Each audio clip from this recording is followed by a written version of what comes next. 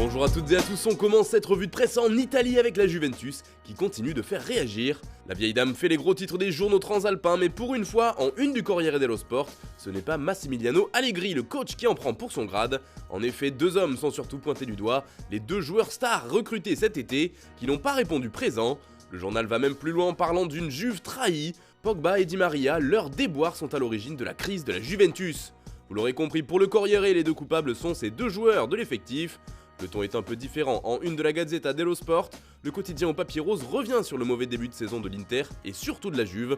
D'ailleurs, des propos de célèbres coachs italiens sont rapportés à propos de la Juventus et d'Allegri, à l'image de Claudio Ranieri qui affirme par exemple que le club doit changer immédiatement si le manager n'a plus l'équipe en main. Allons file en Espagne maintenant avec la Maison Blanche qui est mise à l'honneur par le journal AS. Le média va même jusqu'à surnommer le Real Madrid le marteau de l'Europe, tellement le club a frappé fort en ce début de saison. Car comme le rappelle AS, c'est la seule équipe des grands championnats à n'avoir que des victoires au compteur depuis le début de saison. Que ce soit en Ligue 1 ou en Ligue des Champions, le Real n'a fait que gagner malgré l'absence de Karim Benzema notamment, alors que ni le PSG, ni le Bayern, ni même City ou Liverpool n'ont réussi cet exploit de tout gagner. Du côté de l'Angleterre, on pense déjà au mondial qui arrive à grands pas, et justement, The Guardian a mené sa petite enquête sur le Qatar et sur les conditions de vie des travailleurs qui finissent de construire les stades de la prochaine Coupe du Monde. Selon le journal, le pays organisateur n'a pas du tout tenu ses engagements auprès de la FIFA. De nouvelles normes devaient être mises en place et respectées par le Qatar, mais d'après The Guardian, il n'en est rien. Par exemple, les travailleurs sont toujours entassés à plusieurs dans des petites cabanes qui n'ont souvent pas de fenêtres et qui sont dans un triste état. Autre problème relevé par le journal, ce sont des frais totalement illégaux qu'ont été obligés de payer de nombreux travailleurs. Ils étaient contraints de donner de grosses sommes d'argent à des agents dans leur propre pays pour garantir leur emploi. De plus, contrairement à ce qui avait été promis par le Qatar, les travailleurs ne peuvent toujours pas changer d'emploi s'ils le veulent, puisqu'ils seraient toujours bloqués par leurs employeurs qui refusent de les libérer. On reste en Angleterre avec Eric Dyer qui met en garde le football anglais. Souvenez-vous, le défenseur de Tottenham était monté dans les tribunes en mars 2020 car son frère présent dans le stade était en pleine altercation avec des supporters. Le joueur avait écopé d'une suspension de 4 matchs et aujourd'hui il revient sur cette sanction et sur ces événements. Il explique qu'il interdit désormais à ses proches de venir au stade et il en profite pour mettre en garde le football anglais envers ses fans qu'il juge dangereux. Autre info importante outre-Manche, Chelsea est plongé dans un scandale sexuel comme le révèle The Daily Telegraph. En effet, selon le journal, les Blues ont licencié leur directeur commercial Damian Willoughby. L'information a été confirmée au quotidien par le club lui-même. Il a été viré à cause d'une série de messages inappropriés envoyés à Catalina Kim qui collabore avec le club londonien. Elle avait déposé plainte en déclarant qu'elle avait été harcelée sexuellement par lui avant même sa nomination à Chelsea au début du mois de septembre et qu'elle s'était sentie menacée au téléphone depuis qu'il y travaille.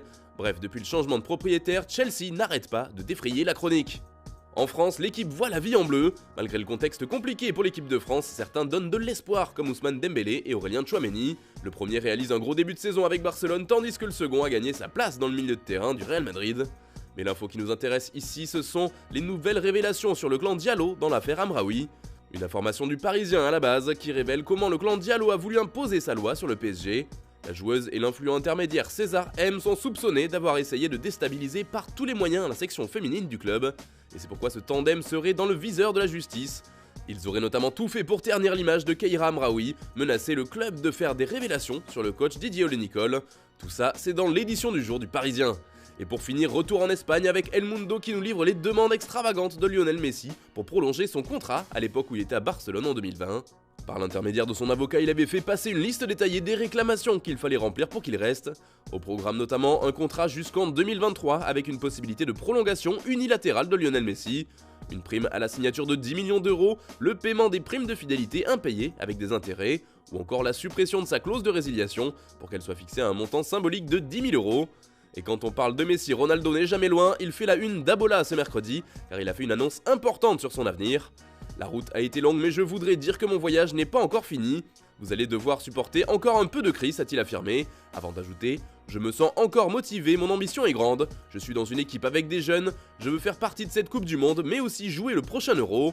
On devrait donc voir CR7 avec le Portugal jusqu'en 2024 au moins. » Et puis avant de partir, une dernière info concernant la polémique Vinicius, car il y a du nouveau. On vous avait déjà parlé du Brésilien qui avait été comparé à un singe sur le plateau d'El Chiringuito. Cela avait fait scandale, notamment au pays de Vini.